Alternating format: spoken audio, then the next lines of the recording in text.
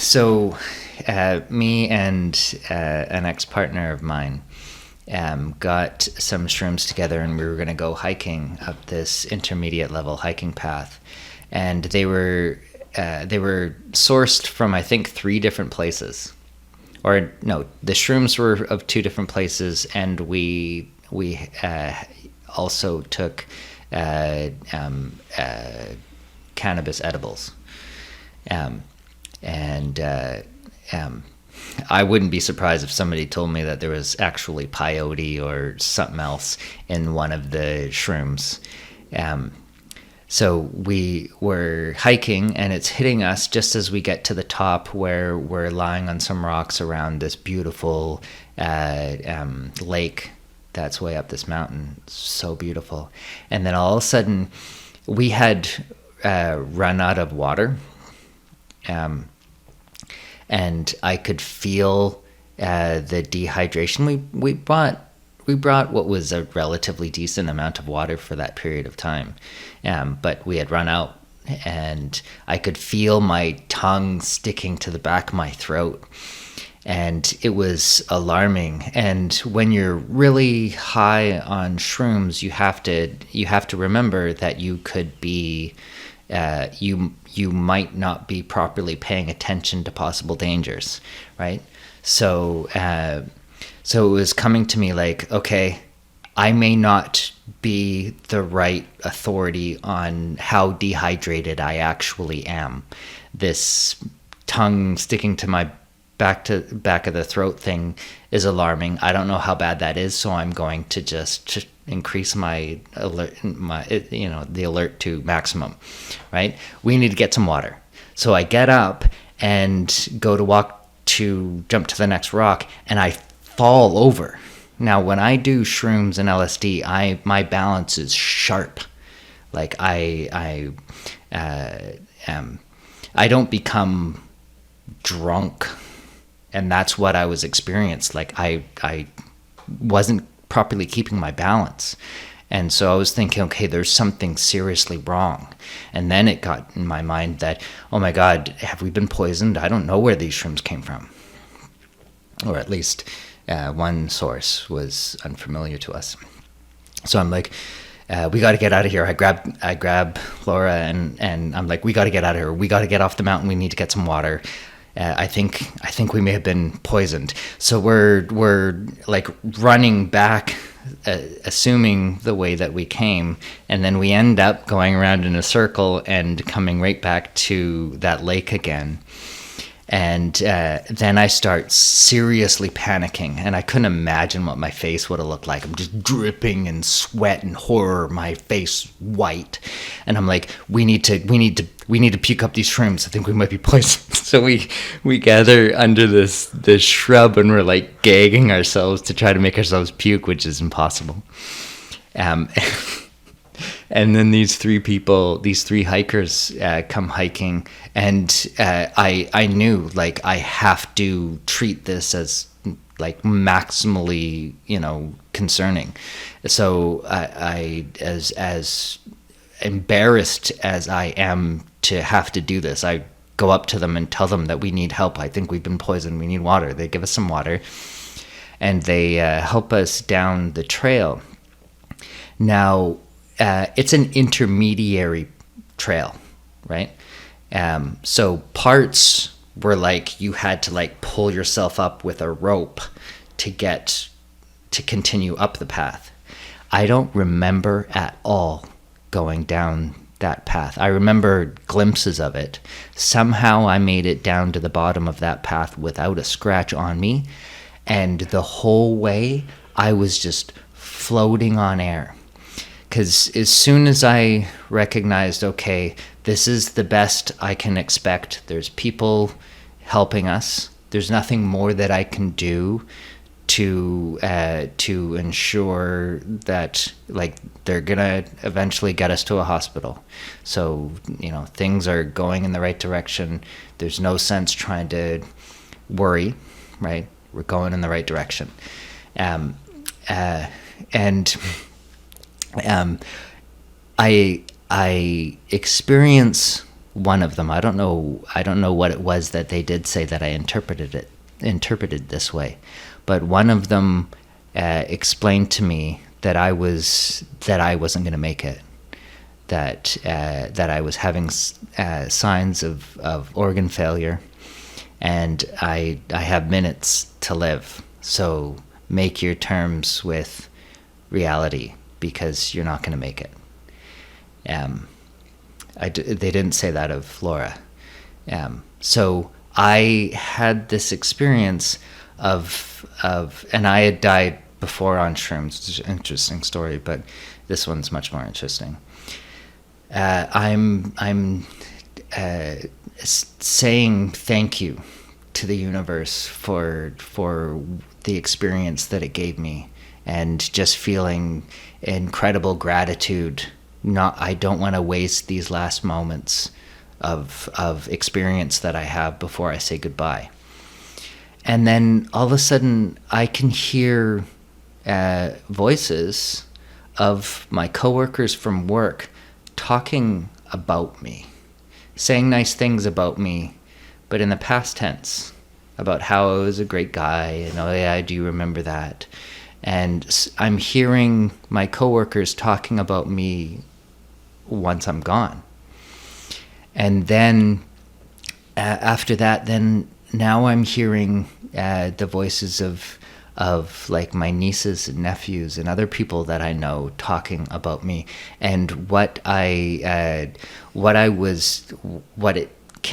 became clearer was that at the number of voices, and these are more like thoughts, I can feel the meaning of what they're saying rather than just audible sounds of voices.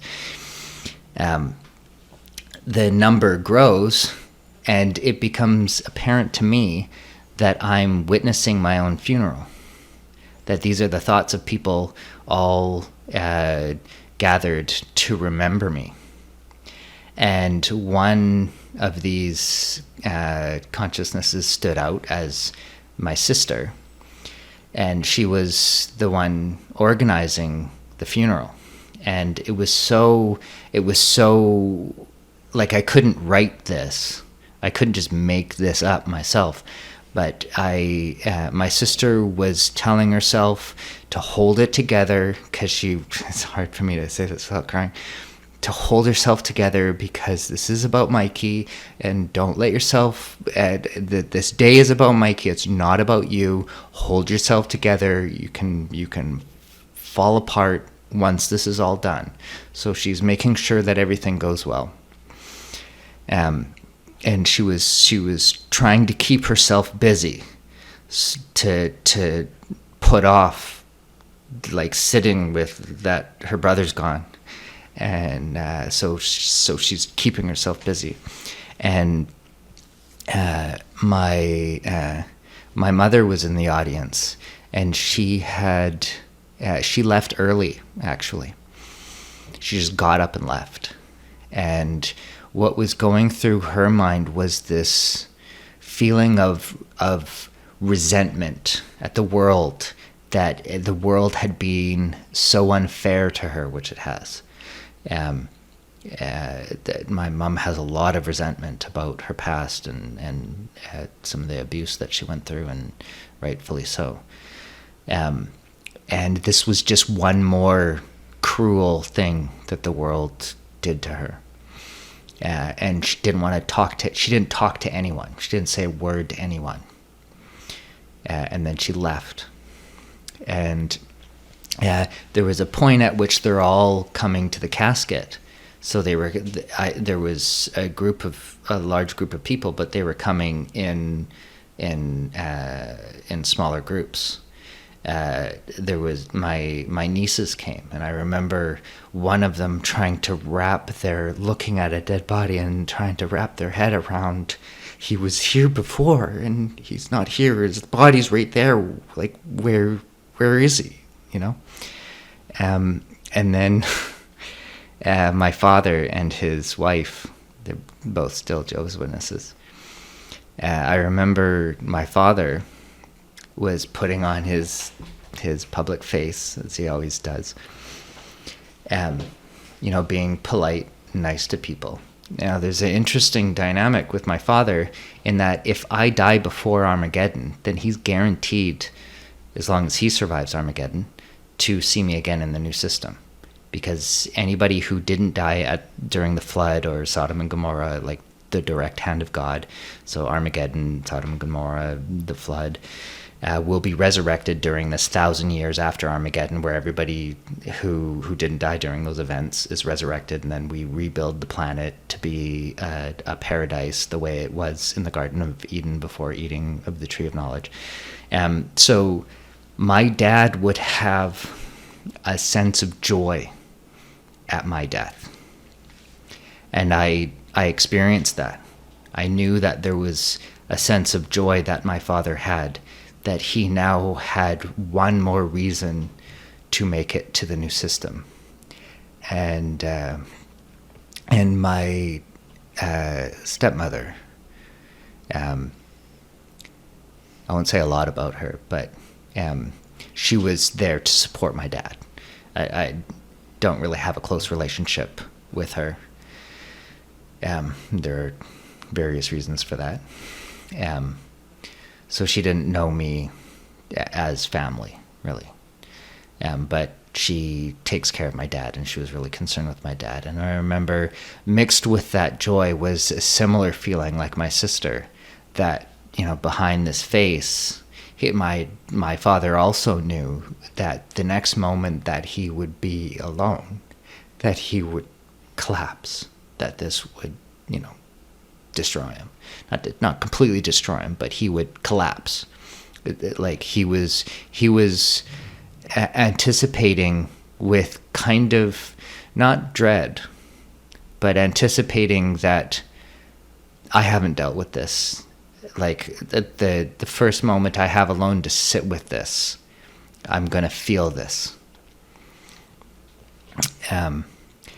And so those were the highlights of people visiting me. I can't actually, those are the ones that I remember, because they were very, very so realer than real. And then after that, I find myself like I'm on a table, an examination table, being examined by these two beings that are like engineers, that they're tinkering with the structure of my mind. And my mind is this massive expanse, this massive space, and they're like moving around these giant objects. And they've explained to me that I've been extracted too soon. I've been extracted from a simulation before I was supposed to have been. That there was some kind of glitch that they were fixing that had it such that I was pulled out of the simulation too soon. And what I gathered from what I gathered from them, because they weren't talking with words, I was feeling the meaning of their words. I'm not sure that these beings actually spoke in audible sounds. What I gathered was that they're either some future civilization, or some greater civilization, or even one in another possible world. And what they do is they run ancestry simulations. They run simulations of past histories, and they farm all the conscious beings that arise in these simulations. So they just run simulations of universes, and the ones that end up with conscious beings, they keep. The ones that aren't going to go there, they shut down. And at the last moment of consciousness of every being, they extract a copy of that being out into their world. So for every being that dies, they have a next moment extracted from that simulation. So they run all these simulations to farm possible conscious beings, and then they extract them at their last moment of consciousness. And what I gather happened to me was that I didn't die. I was high on shrooms and I died in my consciousness, but not in my physical reality. Oh, by the way, before I found myself on the table, there's actually a transition period.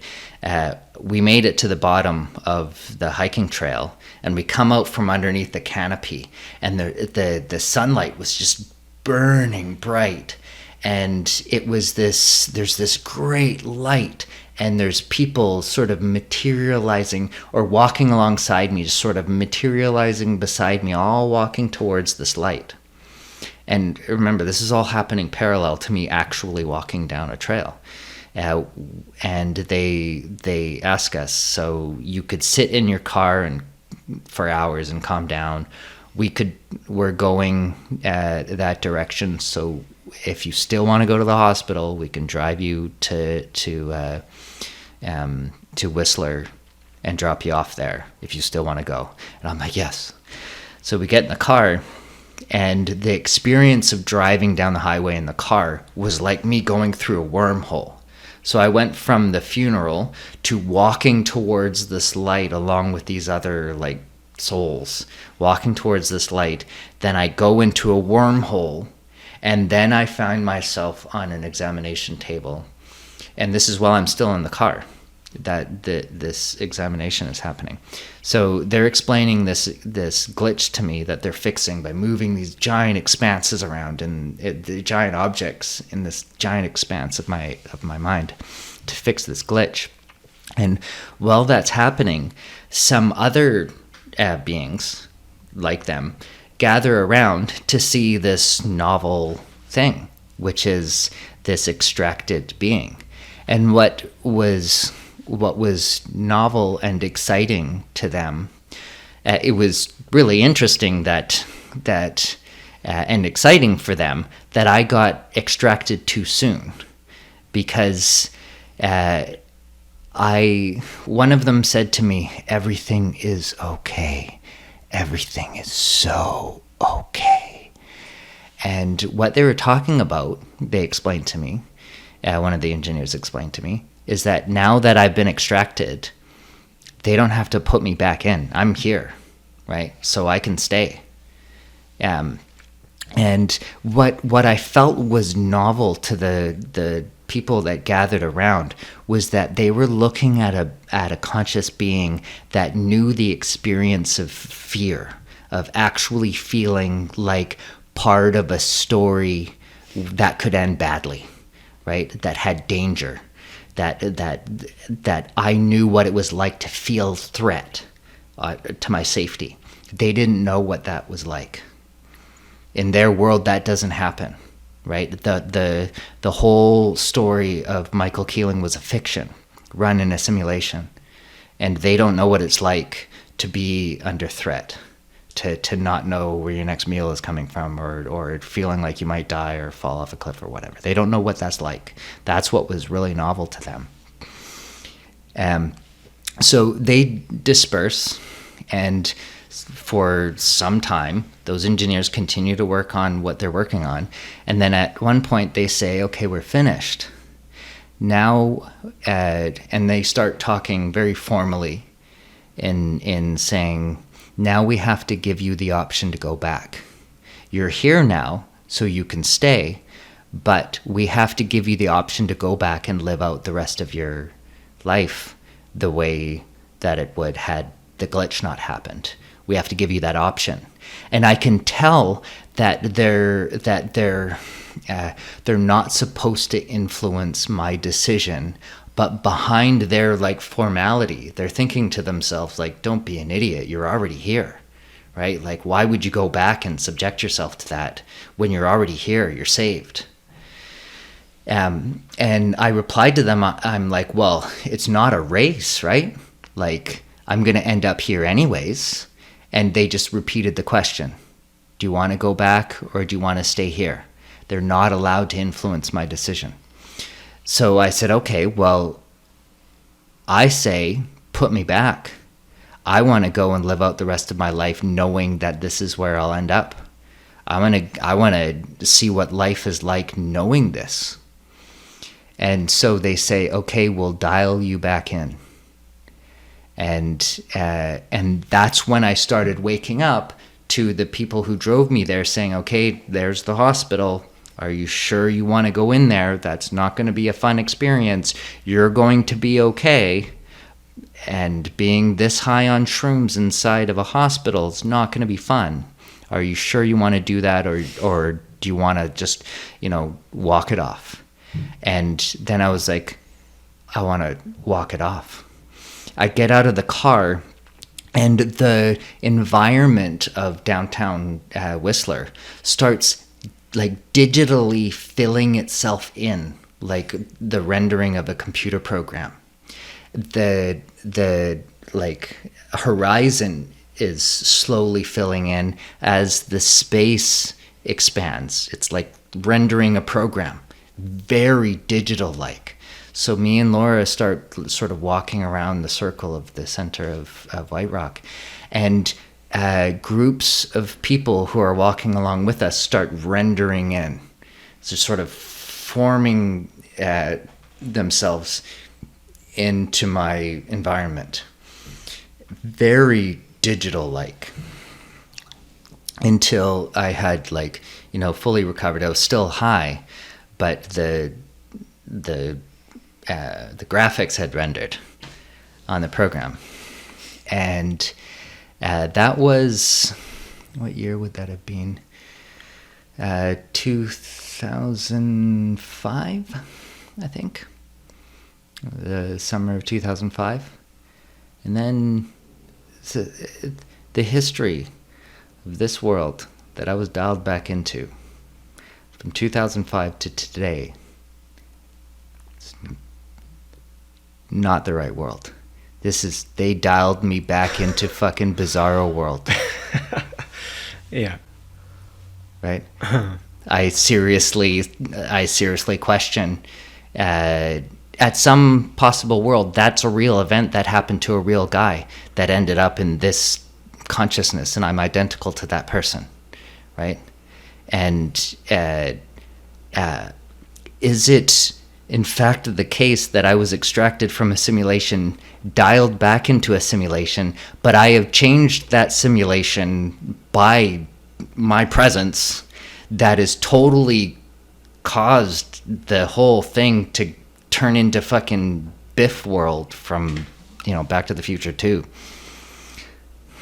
Sometimes I question, did they dial me back in wrong? Did they dial me to the wrong simulation? Maybe the reason why they thought that it's not a good idea, maybe they hadn't done it before, those guys, right? I'm sure this glitch is rare.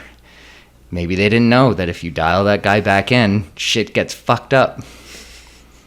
I question sometimes. And there have been many times where, I live my life as if that was a hallucination, right? But I also know that there is a me at which it was a real history that still ends up with this moment of consciousness. And they're equally, there's histories that lead to this moment of consciousness where that did happen, and there's histories where it didn't. And I act as if it didn't, because I would go insane if I acted as if I had no, I got extracted, I'm living in a simulation. But I do entertain that idea, right? I keep multiple maps of the world, and one of them is I'm living in a simulation. If you're familiar with the simulation argument, there's plenty reason to think that the chances that you're not living in a simulation are vanishingly small, because if beings in any universe could simulate other universes, there would be orders of magnitude more simulated universes than actual universes. The chances that you're going to find yourself in an actual one are vanishingly small. Right. So the idea that I'm living in a simulation is pretty statistically well founded. So it's nothing to scoff at, the idea. And it was realer than real, what happened.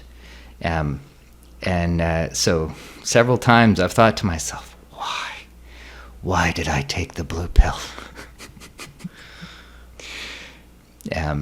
But it definitely, the experience of knowing this helps, because the world is so fucked up. And I still have that voice telling me that everything is going to be okay.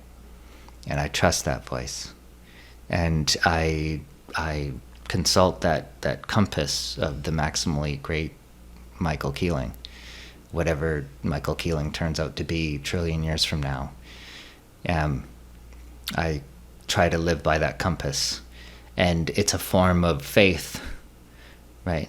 And at the same time, I can still navigate my world from a scientific skeptic, like Bayesian reasoning